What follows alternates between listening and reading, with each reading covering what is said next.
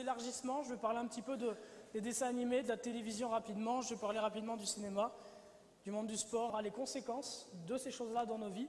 J'en ai déjà un peu parlé, puis de l'alternative qui nous est offerte.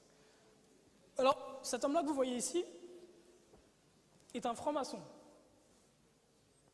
Ça ne ressemble pas vraiment à l'image traditionnelle qu'on a des francs-maçons. Il s'appelle Ron Zulu, et vous le voyez ici. Là, il est avec le souverain grand inspecteur général de la Californie, Douglas Limon. Donc, franc-maçon de 33e degré. Et lui-même, Ron Zulu, vous le voyez, porte le couvre-chef des francs-maçons de 32e degré. Alors ici, vous le voyez à la journée où il a été investi maître maçon avec... Ça, c'est Chicken George dans Kunta Kinte. Ici, ce que je trouve intéressant sur cette photographie-là, c'est une photographie qui est prise lors d'une réception donc maçonnique. Ce sont des maçons qui se retrouvent. Et puis, il y a Ron Zulu, et puis en face de lui, vous avez un autre maçon qui est habillé comme un bouddhiste. En fait, les deux ont fini leur journée. Toute la journée, ils ont travaillé à essayer d'amener des âmes à Lucifer, puis le soir, il arrive. Donc, il y en a un qui c'est le bouddhisme, et puis l'autre, je sais pas quoi. Et puis, ils se racontent un petit peu ce qu'ils ont fait dans le jour. Comment est-ce qu'ils ont perdu des âmes. Alors, qu'est-ce que fait Ron Zulu? Ron Zulu, que vous voyez ici avec son couvre-chef de Black Shriner, c'est lui notamment qui a travaillé sur le plateau de Blade. C'est lui qui faisait les tatouages qu'il y a dans le film Blade de Wesley Snipes. Alors je vais passer. Juste un petit rappel par rapport à ce qu'on disait la dernière fois dans l'encyclopédie de la franc-maçonnerie par Albert Gallatin Mackay. Ce qu'on apprend sur le continent de l'Afrique, c'est que Haïlé Sélassié, l'empereur, préparait l'établissement de loges franc-maçonniques en Abyssinie, l'ancienne Éthiopie, peu de temps avant sa conquête par les Italiens. Ici, vous avez Beniman. Beniman qui fait ce signe-là, qui représente l'équerre et le compas, et au milieu, c'est quoi qui apparaît? La tête de Jésus. Est-ce que c'est le Christ ou est-ce que c'est l'Antéchrist? Au milieu de l'équerre et du compas, c'est quoi qu'il y a normalement? Le G, la lettre G. Et là, il met la tête de Jésus-Christ au milieu. On va regarder le début d'un clip qui s'appelle Reverse Dating.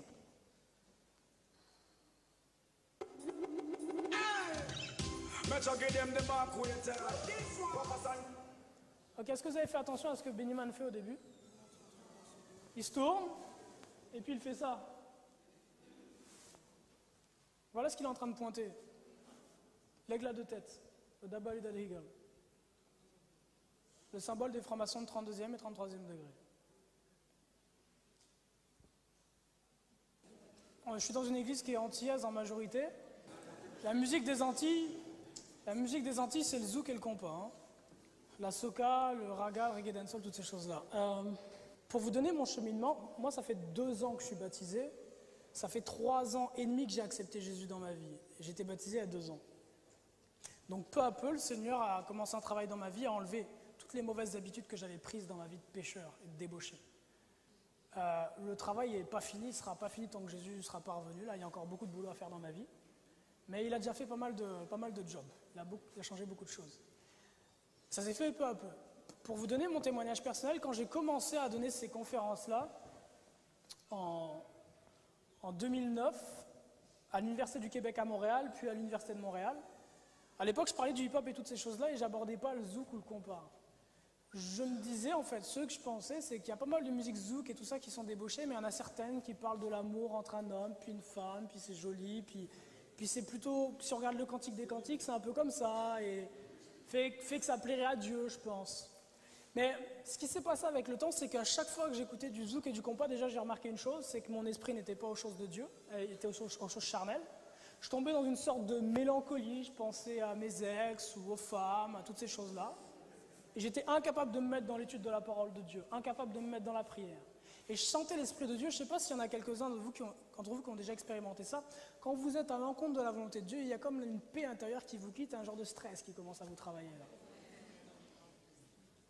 Et puis j'ai dit, bon, c'est peut-être le zouk, mais bon, j'ai dit, je supprime. Et puis quelques mois après, j'ai dit, non, je reprends. Et puis là, Dieu a fait tomber son courroux sur moi. J'ai dit, non, je supprime. Et puis quelques mois après, j'ai dit, non, je reprends. Et puis Dieu a fait tomber son courroux encore pire sur moi. Et puis là, j'ai dit, bon, je supprime, et puis depuis, je ne suis pas retombé dedans. Dieu a été miséricordieux. Mais si vous y réfléchissez quelques instants. Alors, les musiques zouk en général et compas parlent de débauche. À partir de là, si c'est une question de débauche, vous savez qu'en tant que chrétien, nous ne sommes pas pour écouter ces choses-là. Reste qu'il y a quelques musiques qui ne parlent pas de débauche. Ce sont des belles musiques d'amour et au niveau des textes, tout a l'air assez correct. Les éléments que j'aimerais avancer par rapport à ces musiques-là, c'est que si je parle des jeunes hommes ou des jeunes femmes, ou même des hommes et des femmes, passer son temps à être centré sur des histoires d'amour, de sensualité, sur des regrets et sur toutes ces choses-là, pensez-vous, est-ce que c'est ce que le Seigneur souhaite que vous ayez à cœur? Pensez-vous que l'apôtre Paul était le genre de gars le soir dans sa chambre en train de penser à sa copine qu'il avait laissée à Jérusalem, puis...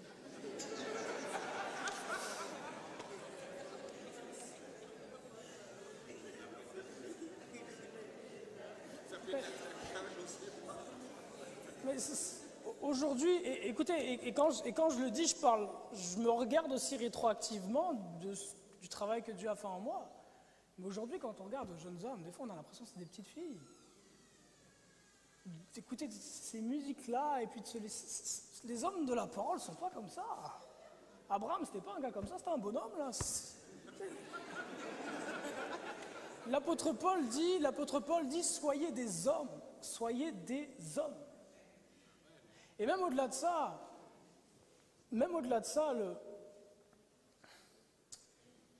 le fait d'avoir vos pensées tout le temps sur ces choses-là vous empêche d'être porté aux choses spirituelles, vous empêche de prendre plaisir à ce qui est spirituel. C'est pas que les relations entre un homme et une femme d'amour sont mal, mais il y a un moment pour toute chose. Et le problème, c'est qu'avec la musique, votre baladeur, vous l'amenez partout, votre chaîne IFI ou quoi que ce soit, et cet environnement, cette pensée-là vous suit partout et vous n'êtes plus aux choses du Seigneur. C'est le premier point. Le deuxième point, c'est qui sont les personnes qui chantent ces choses-là? Parce que quand il parle d'une relation entre un homme et une femme, est-ce qu'il parle d'une femme avec laquelle il est marié? Alors on peut faire des suppositions. Oui, c'est un homme pas marié qui parle de couples qui sont mariés. Bon, lui-même, le chanteur vit dans la débauche, mais là, le couple dont il parle, c'est un couple qui est marié puis qui... Non. À chaque fois, ça parle de couples qui vivent dans la débauche. Même quand les histoires ont l'air belles. Et puis enfin, il dit dans 1 Jean 2, verset 15, « N'aimez point le monde, ni les choses qui sont dans le monde. Si quelqu'un aime le monde, l'amour du Père n'est pas en lui. » Si quelqu'un aime le monde, l'amour du Père n'est pas en lui. L'équation que vous avez à faire, elle est simple. Est-ce que le chanteur qui est là, c'est un chanteur qui est de Christ ou qui est du monde? Est-ce que c'est l'esprit du monde qui l'anime ou est-ce que c'est l'esprit de Christ? Si c'est l'esprit du monde et que vous prenez plaisir à ces choses-là, l'amour du Père n'est pas en vous, dit la parole. Et c'est valable pour les émissions de télévision. Qui est derrière l'émission de télévision? Est-ce que c'est l'esprit du monde ou est-ce que c'est l'esprit de Christ? Et laissez-moi vous dire qu'on parle des séries télé, mais les informations, c'est la même chose. Je n'ai pas de télévision, je ne regarde pas la télévision, et pourtant, depuis les 6 dernières séances, j'ai essayé ici de vous expliquer comment le monde fonctionne concrètement. Et je vous ai appris des choses que vous ne connaissiez pas pour certains, sur le fonctionnement du monde. Pourtant, je ne regarde pas les informations à chaque jour. Je ne les regarde jamais. Et s'il y a quelque chose d'important à savoir, le lendemain au bureau, vous le saurez. Ils vous le diront. Ils vous le diront. Satan est malin. Le JT de 20h, là, c'est le premier élément qu'il va utiliser pour vous perdre. Tous les éléments qui sont dedans, vous n'avez pas besoin de les savoir. À quoi ça vous sert de savoir qu'il y a un type qui, dans l'autre, a assassiné ses 3 enfants et s'est pendu avec son chien? Ça sert à rien. Ça sert à rien. À quoi ça vous sert de connaître les histoires de cœur de Johnny Hallyday et puis sa séparation? Ça vous sert à rien. Et quand on parle des guerres comme il y a en ce moment, ou les élections présidentielles par exemple, toutes ces choses-là, c'est une pièce de théâtre. Vous l'avez vu, on parlait la dernière fois des élections de 2004 aux États-Unis. John Kerry contre George W. Bush. L'un est démocrate, l'autre est républicain, mais les deux sont des skull and bones. Est-ce que c'est une élection? Et pourtant, tous les soirs, vous allez vous asseoir devant votre écran de télévision. Allez les démocrates, allez les démocrates, allez les républicains, allez les républicains. Au final, que ce soit l'un ou l'autre qui gagne, c'est la même chose, c'est une pièce de théâtre. Et pour quelle raison? Parce que Satan va vous amener à vous concentrer, à mettre vos énergies dans des choses qui sont vaines, vous faire perdre votre temps, vos énergies. C'est la même chose pour les élections qu'il y a présentement en France. Notre royaume n'est pas de ce monde. C'est pas votre problème de savoir si c'est Sarkozy ou Hollande qui sera élu. Votre Dieu, votre Seigneur à vous, c'est Christ. Peu importe que Sarkozy ou Hollande soient en place. Ce règne prendra fin dans 4 ans de toute façon. Le règne de Christ, lui, est éternel.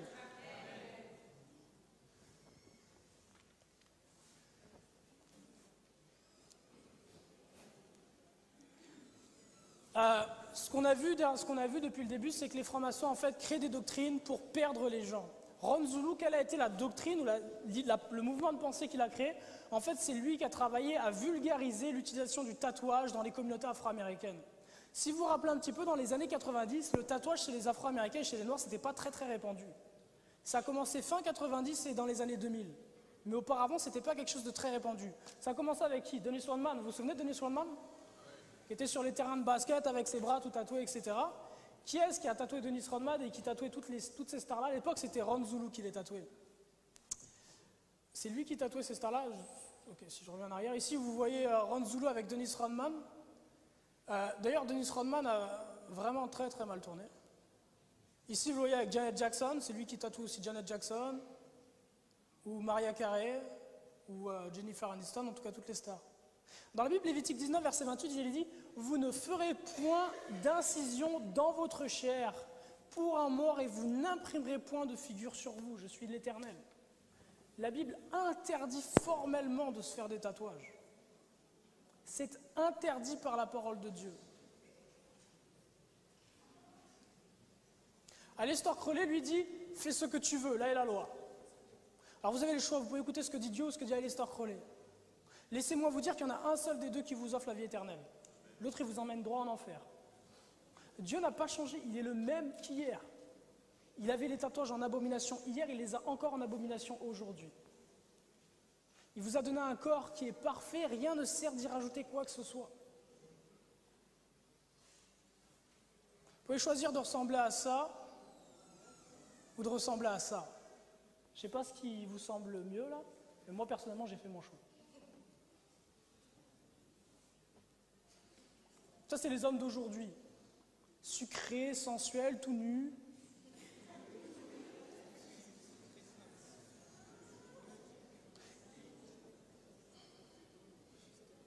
Ça, c'est ce à quoi doit ressembler un homme.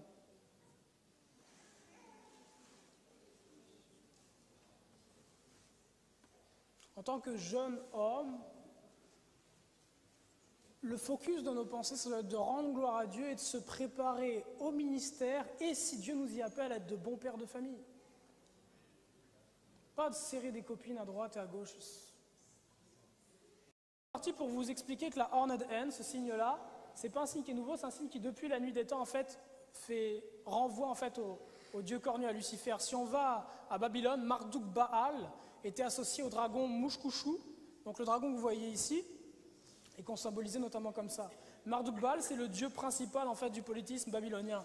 Marduk Baal a donné Amon Baal chez les Babyloniens, chez les Égyptiens, c'est aussi le dieu cornu, représenté par le bélier ici, donc encore une fois ces cornes-là, le fameux bouc de Médès.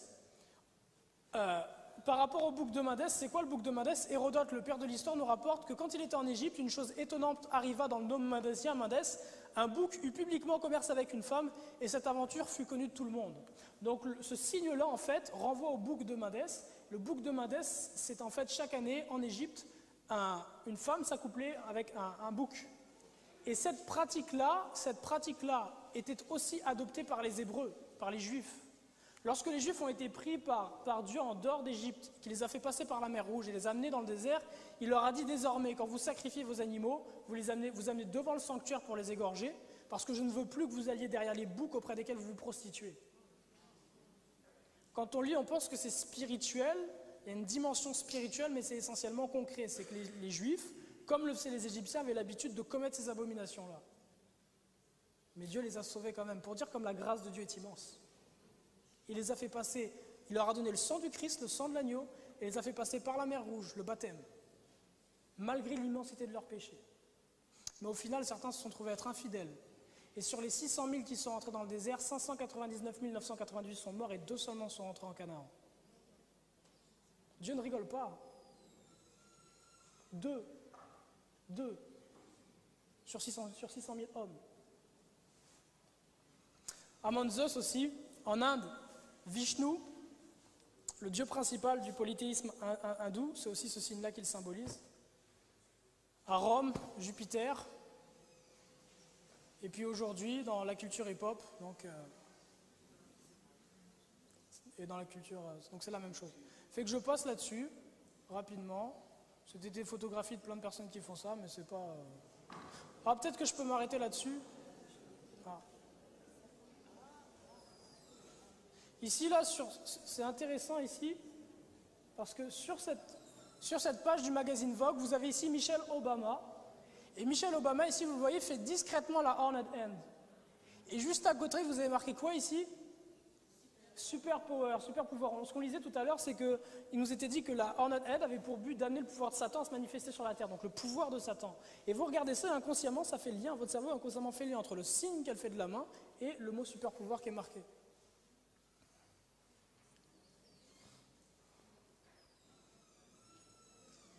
Ici, Céline Dion, c'était son concert à Las Vegas, l'affiche qu'elle a utilisée pour ce concert-là. Tout en haut, c'est quoi qu'il y a, la hornet hand.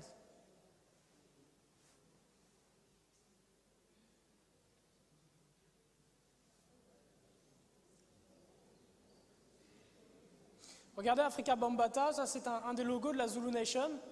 Vous voyez que ce signe-là, vous voyez des éclairs qui en sortent. Donc c'est pas moi qui donne une valeur ésotérique, il donne clairement à ce signe-là une valeur qui est ésotérique. Proverbe 6, verset 12 dit: l'homme pervers, l'homme inique marche la fausseté dans la bouche, il cligne des yeux, parle du pied, fait des signes avec les doigts, la perversité dans son cœur, il médite le mal en tout temps, il excite des querelles. Parenthèse cinéma, télévision. Alors rapidement avec Dora, ça c'est le générique de Dora.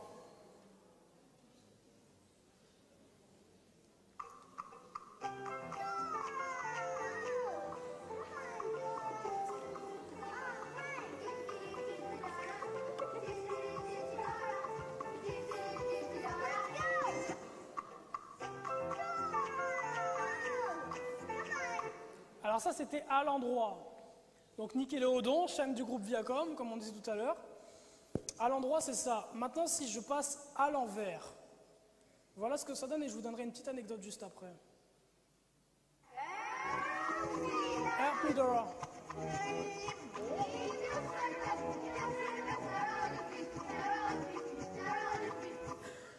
Ok, ce qu'il est marqué, Help me, Dora, aide-moi, Dora, keep your suit up, enlève ton sweat.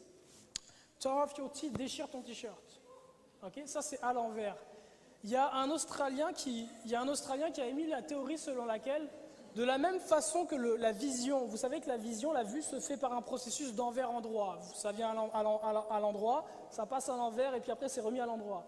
Il y a un Australien qui a avancé l'idée selon laquelle ce serait le même principe pour l'audition et que lorsque les enfants sont très jeunes, ils sont capables de comprendre les messages inversés et que nous les recevons inconsciemment mais qu'eux sont conscients de ces messages-là. En 2008, fin 2008, hiver 2008, j'étais à Québec. J'étais chez des amis de l'église. Ils avaient une fille qui était à l'époque petite, qui s'appelait Ruby Jane, très jolie petite fille. Elle était devant la télévision, le grand écran qu'il y a dans le salon, et à la télévision, elle regardait une émission pour les enfants. Alors, moi je parlais avec les parents, on était à côté, puis elle était devant la télé. Je sais pas si vous avez déjà vu un gamin devant la télé, mais il parle à la télévision. Hein. Il parle à la télévision. Et s'il parle à la télévision, c'est parce que la télévision lui parle. Vous, vous entendez pas, vous ne comprenez pas, mais lui, il comprend. Donc elle parlait au personnage de la télévision, elle leur répondait. Je ne sais pas s'ils étaient en train de s'échanger, mais ce que j'ai vu, c'est qu'au bout d'un moment, la petite Ruby, qui était habillée, a commencé à enlever ce qu'elle avait sur elle. Elle a enlevé son petit t-shirt, elle avait un petit truc sur elle, elle l'a enlevé. Et elle s'est retrouvée en couche et elle a commencé à enlever ça. Et là, il y a ce moment qui est arrivé qui a fait « Ruby, qu'est-ce qui se passe ?» Et puis qui a commencé à la rhabiller. Mais qu'est-ce qui se passe? Tout simplement que les émissions qu'elle regarde envoient des messages subliminaux pour l'amener à vivre dans l'impudicité.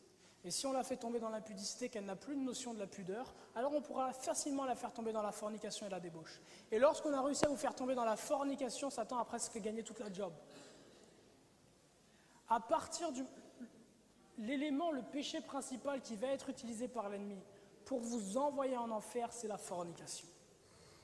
C'est la fornication. C'est le rapport entre les sexes. C'est ça qu'il va utiliser. Le rapport entre les sexes. La première fois qu'il a utilisé ça, c'était avec Adam et Ève. Il ne va pas utiliser la sexualité, mais le rapport entre les sexes. Il va utiliser Ève pour faire chuter Adam. Il va utiliser le charme que Ève avait. Le charme. Elle n'a pas dit juste à Adam, tiens, tu devrais goûter ça, là, ça a l'air bon. Vous savez comment sont les femmes, hein? Il y a un dicton qui dit ce que femme veut, femme l'a. Imaginez la beauté de Ève. Quand elle s'approchait de Adam, là, elle a utilisé tous ses charmes.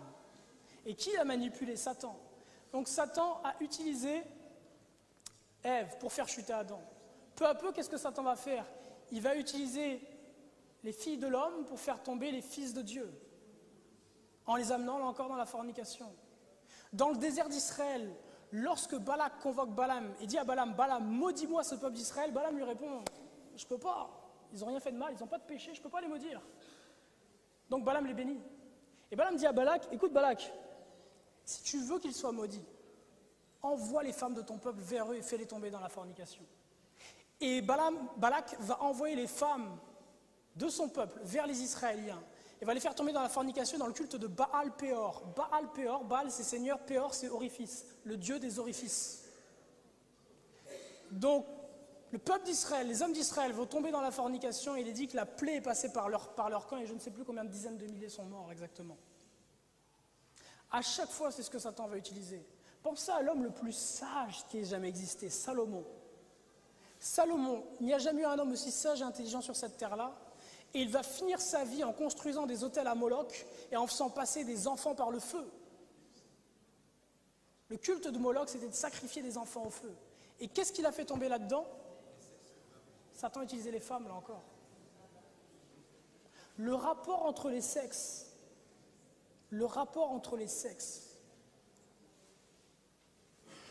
Et c'est la raison pour laquelle, dans la culture hip-hop et toutes les autres cultures mondaines, l'accent va toujours être mis sur la sexualité. Sexe, sexe, sexe.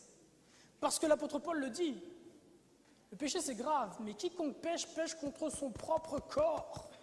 C'est ça, quiconque commet l'impudicité pêche contre son propre corps. C'est ça qu'il y a de plus dans la fornication et qu'il n'y a pas dans les autres péchés. La petite sirène.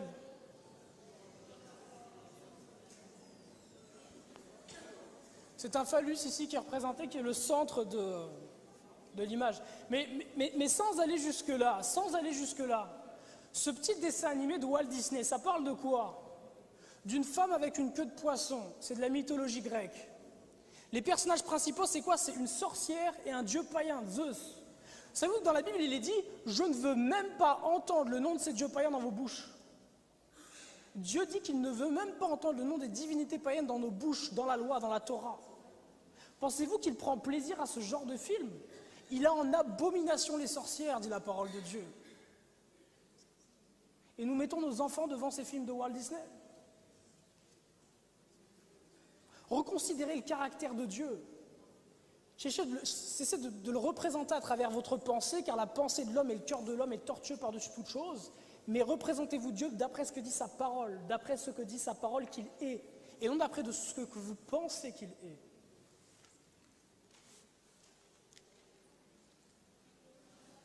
Si on parle d'Avatar, de Twilight, c'est une histoire de quoi, Twilight? Twilight, c'est une histoire de vampires, de suceurs de sang. Dans la parole de Dieu, dans la Torah qui est la loi de Dieu, les 5 premiers livres de la Bible, dans lequel est dévoilé le caractère de Dieu.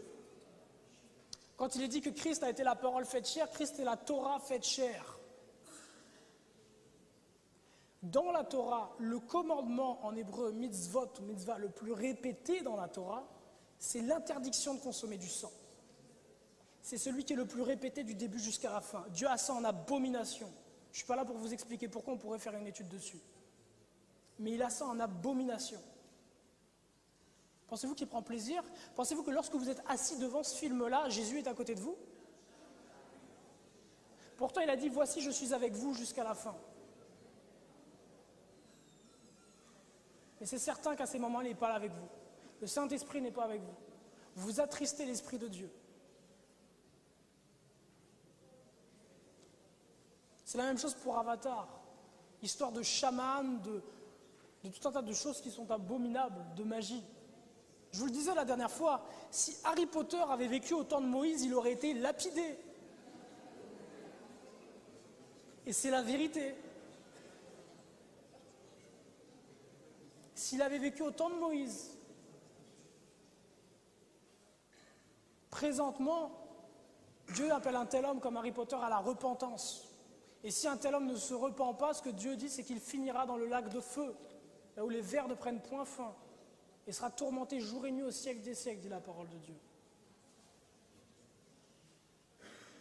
Lorsque tu seras entré dans le pays que l'Éternel ton Dieu te donne, tu n'apprendras point à imiter les abominations de ces nations-là. Qu'on trouve chez toi personne qui fasse passer son fils ou sa fille par le feu, personne qui exerce le métier de devin, d'astrologue, d'augure, de magicien, d'enchanteur, personne qui évoque les esprits ou dise la bonne aventure, personne qui interroge les morts. Car quiconque fait ces abominations est en abomination à l'Éternel, et c'est à cause de ces abominations que l'Éternel ton Dieu va charger ces nations devant toi. Tu seras entièrement à l'Éternel ton Dieu, car ces nations que tu chasseras écoutent les astrologues et les devins, mais à toi, l'Éternel, Yahweh, ton Dieu, ne le permet pas.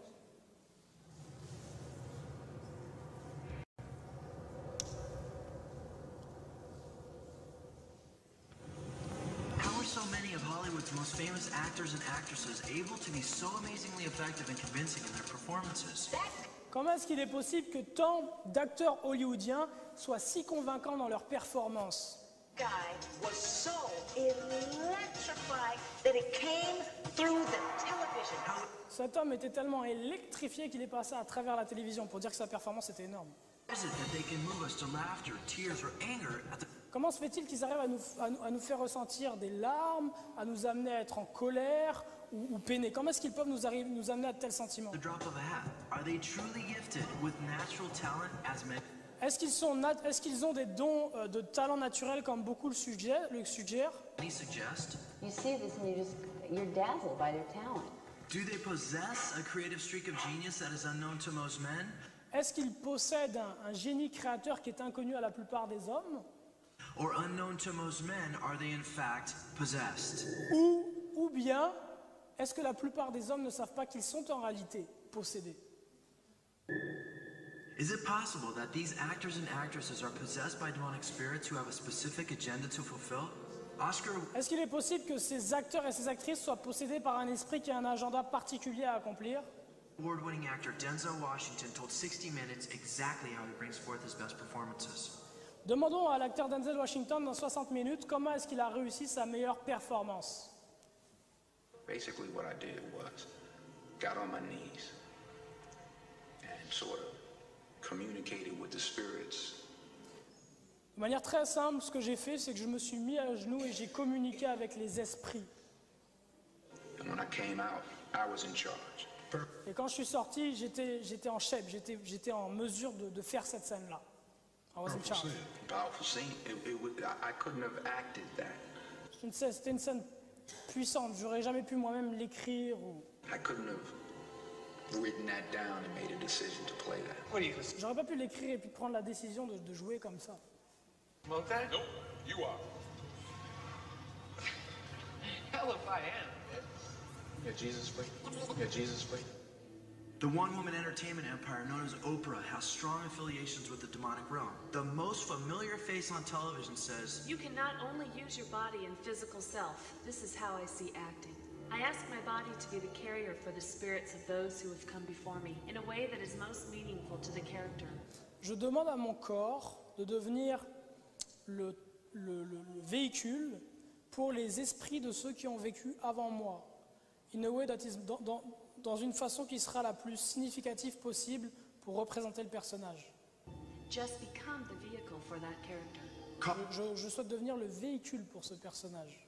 calling out for these entities to take her over so that she may become a sparkling puppet, Oprah admits of her work before the camera. I tried to empty myself and let the spirit inhabit me.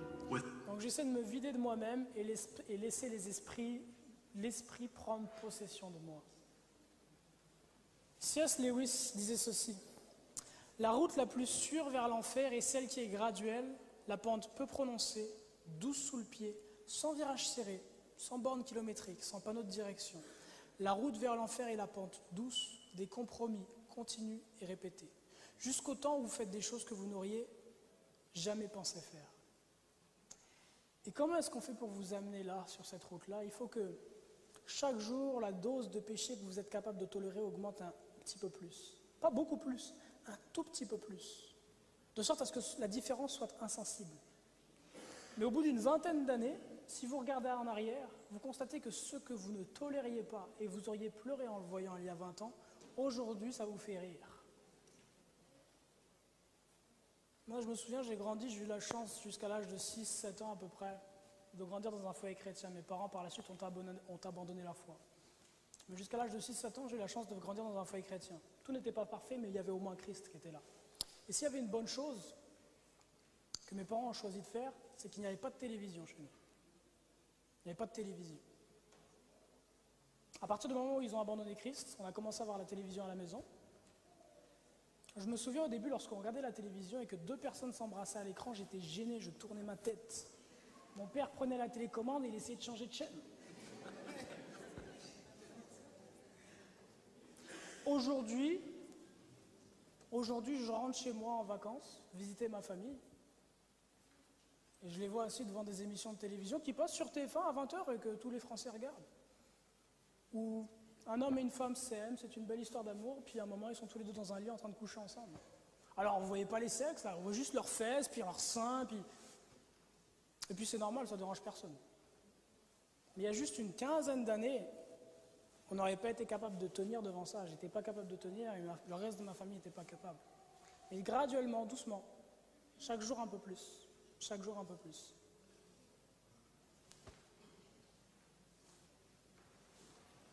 A frog is a cold-blooded animal, and humans are warm-blooded, so our body burns energy or perspires to maintain.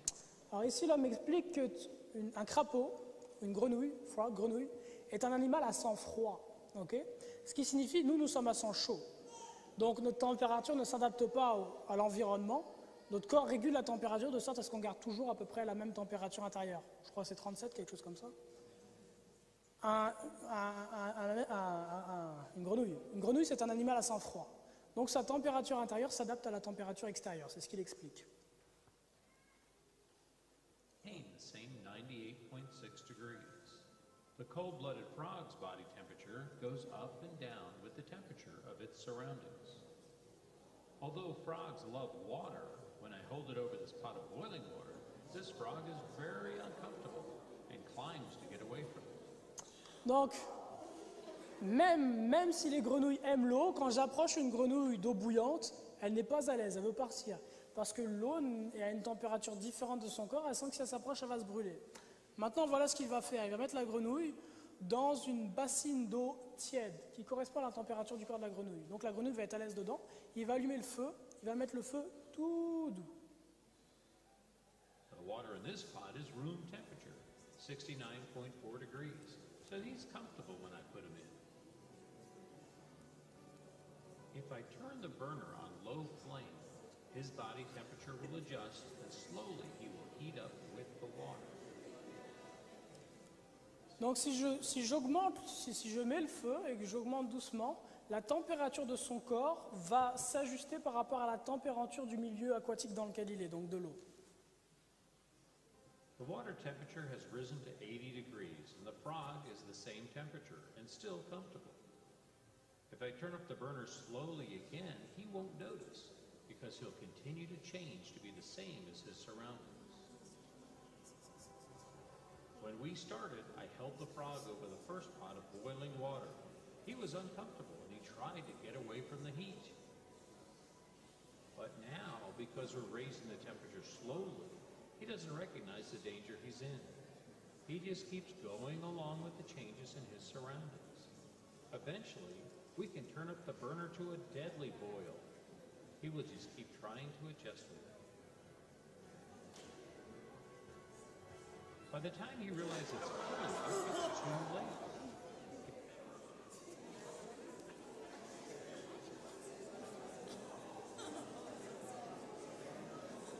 Ce qui s'est passé là, en fait, ce qui s'est passé là, c'est la même chose. Ce qui s'est passé là, c'est la même chose qui vous arrive, c'est la même chose qui vous arrive avec la télévision. Exactement la même chose. Exactement la même chose.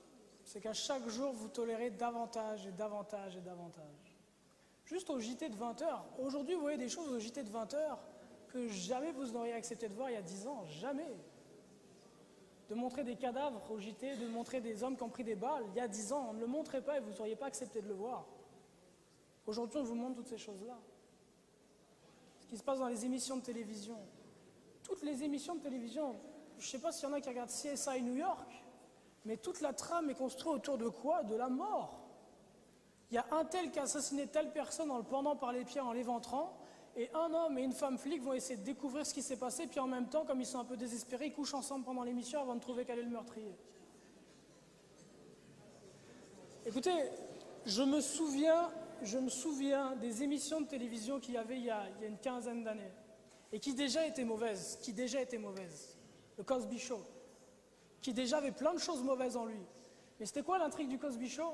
C'est que la petite fille a perdu sa poupée, et puis papa et maman vont essayer de la rechercher. Ça, c'était l'intrigue d'une émission du Cosby Show. La petite soupe dans la prairie, c'était quoi l'intrigue? C'est que, je sais pas moi, Laura Ingalls avait raté son devoir d'anglais, et puis on allait tout faire pour qu'elle puisse le réussir la fois d'après. C'était il y a juste une quinzaine d'années que ces choses-là passaient à la télé. Et regardez comme ça a changé aujourd'hui. Il est temps non seulement de couper la télévision, mais il est temps que vous la preniez, que vous ouvriez la fenêtre et que vous la jetiez par terre et que l'écran explose au sol. Le temps est venu. Le temps est venu. Et si vous n'êtes pas capable de vous séparer de ça, comment renoncerez-vous à votre vie? Parce que Christ a dit que celui qui m'aime renonce à sa vie, renonce à lui-même, prenne sa croix et me suive. Si on ne peut pas se séparer de ces petites choses, comment on se séparera de nous-mêmes, de l'ego? Impossible. Combien d'heures sont passées devant la télévision? L'apôtre Pierre dit ceci: faites tous vos efforts pour joindre à votre foi la vertu la science, à la science la tempérance, à la tempérance la patience, à la patience la piété, à la piété l'amour fraternel, à l'amour fraternel la charité. Car si ces choses sont en vous, et ils sont avec abondance, elles ne vous laisseront point oisifs ni stériles. Ce qui signifie que si l'Esprit du Seigneur est en vous, vous n'avez pas de temps à perdre devant la télévision. Vous êtes busy, vous êtes occupé. Je veux pas me glorifier ou quoi que ce soit. Mais je ne connaissais pas l'agenda de l'apôtre Paul ou l'agenda de Pierre. Moi, j'habite à Montréal et je peux vous donner mon agenda. Depuis que Dieu m'a sauvé, du lundi jusqu'au vendredi midi, je travaille. Je commence le matin à 9h30 et je rentre le soir chez moi, il est entre 9h30 et 10h30.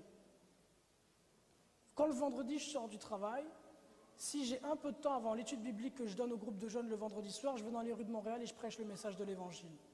Après ça, je vais à une trentaine de kilomètres et puis j'enseigne un groupe d'une quinzaine de jeunes. Les jeunes adultes qui ont à peu près mon âge ou un peu plus âgés ou un peu plus jeunes. Je rentre chez moi et aux alentours de minuit, je me lève le samedi matin, je vais à l'église où j'enseigne dans la classe des enfants. Ou sinon je prêche ou je donne des conférences comme aujourd'hui. Le samedi après-midi à l'église, on a un café-trottoir tous les samedis après-midi pour les itinérants. Donc on doit préparer la soupe et les sandwichs. Une fois que c'est préparé, ça nous prend à peu près 1 heure à 2 heures, on va dans les rues de Montréal. Et là, on reste dans les rues de Montréal pendant le reste du temps de la soirée qu'il y a. Et on passe du temps avec les itinérants, on parle avec eux, on leur donne de la nourriture, on partage l'évangile avec eux. Et on revient à chaque semaine. Je rentre le soir chez moi le samedi soir, il est à peu près aux alentours de 6 heures ou 7 heures. Si je suis très fatigué, je me repose. Si je ne suis pas trop fatigué, je vais donner une étude biblique à quelqu'un qui en a besoin. Le dimanche matin, je me réveille pour être à l'église à 8 heures et faire la soupe pour le café-trottoir du dimanche matin. On fait la soupe, on va dans les rues de Montréal. On apporte à manger à ceux qui ont faim encore une fois. On passe du temps avec eux. Vers 1 heure, je prends une pause, je mange, je bois un peu de soupe moi-même. Je vais prier pendant 1 heure. Et après ça, je sors dans les rues de Montréal prêcher le message de l'Évangile. Une fois que c'est fait, j'ai des études bibliques à donner le dimanche après-midi à d'autres personnes en tête-à-tête. Et je rentre chez moi le soir, le dimanche soir, je prépare à manger pour la semaine. Et je suis bien plus épanoui aujourd'hui que j'étais il y a 5 ans. Mais je ne veux pas me mettre... C'est juste pour vous dire que il y a tellement de choses à faire. Il y en a tellement. Si l'Esprit du Seigneur est en nous, il n'y a pas le temps de se poser devant la télévision. J'ai pas de télé, même si j'en avais une, j'aurais pas le temps. Et pourtant, je suis célibataire. Alors imaginez si j'étais marié, si j'avais des enfants. On n'a pas le temps pour ces choses-là. Regardez l'apôtre Paul et son histoire. Une fois de temps en temps, il dit « Je veux rentrer à Jérusalem pour la fête ». Le reste du temps, il travaillait.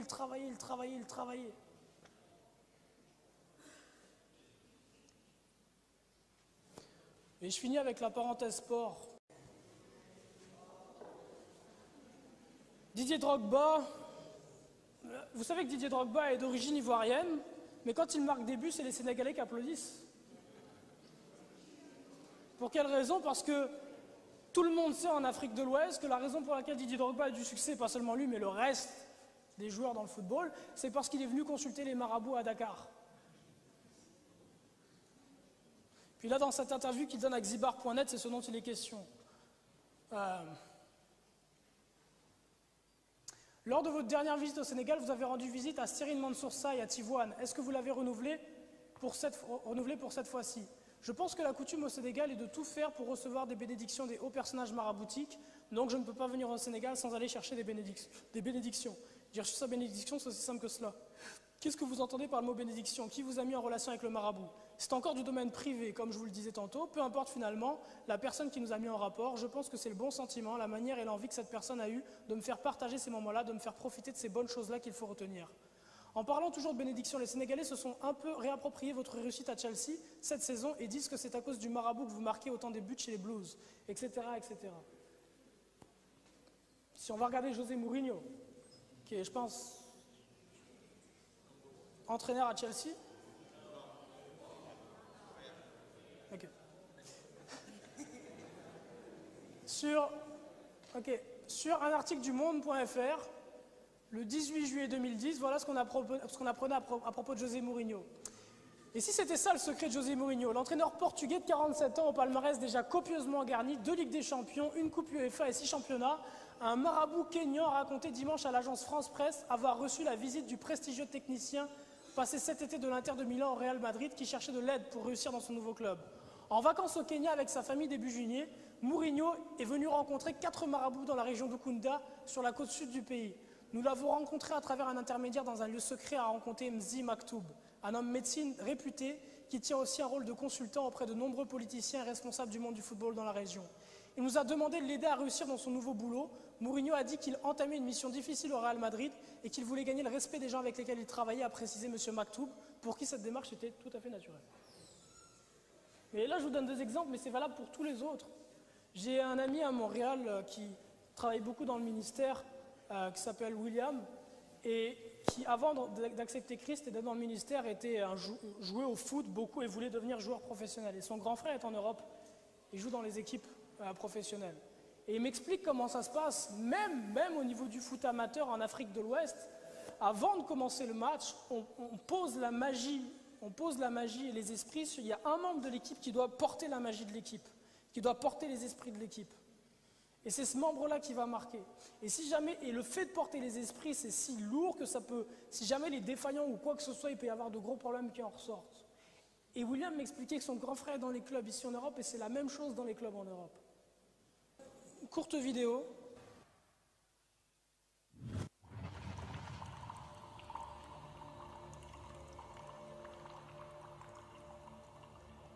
This woman made her living outside of Rio de Janeiro.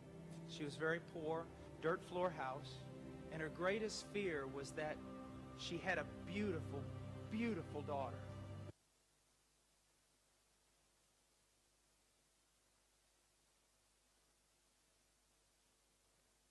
And she knew that one